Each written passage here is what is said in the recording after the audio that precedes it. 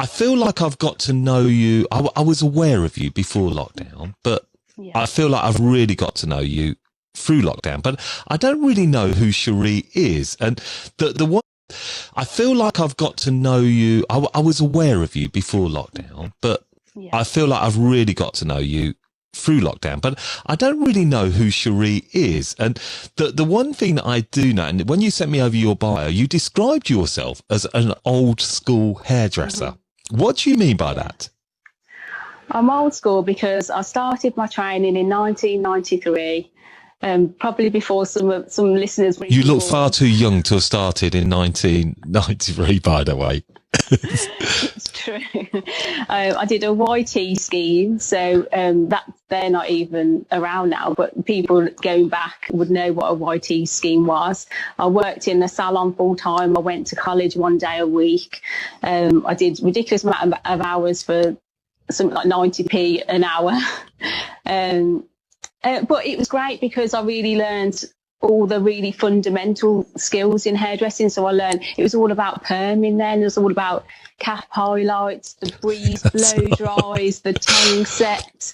No one does that now, but I've got those skills and it's helped me like be a perfectionist and know exactly how to style hair.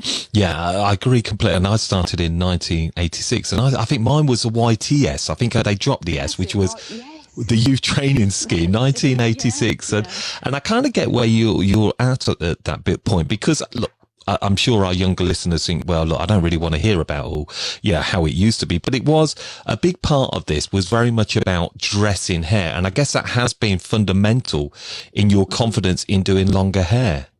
Oh, absolutely. And even when I first started working in the salon when I was 15, 16, no one did hair up then.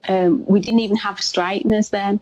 But I was always fascinated by it. And they'd let me do clients' hair even at that young age because I was fascinated by it and I wanted to experiment and do hair up. So it's always been something I've been interested in day one. Do you find that there is definitely... I feel a lot of people shy away from long hairdressing now, or I wouldn't say shy away from it, but I think there's a lack of confidence in doing long hair. We're all really, I think this is maybe a part of why you get so many views, because it's a bit like Patrick Cameron, and I know I described this, you're the new Patrick Cameron in my eyes coming through, and, this sort of styling and the way that you dress hair, it's very now, but you make it look so easy, but it's not easy. But what's your take on this? I relate it to when you're doing a haircut, or if you're doing a restyle or a colour, there's a method you have to follow and a method you have to learn. It doesn't just come to you naturally, so you have to learn it and practice it. And it's exactly the same with hairstyling. And once you know the basic skills, it can be easy, and that's what I love to teach, that I've got this 3-step solution that makes styling hair super easy and takes that complicated, that fear factor out of it, so it is possible. Right, now you've said it. What is that 3-step solution then, Sheree? I can't reveal it. Give us, why can't you reveal that then?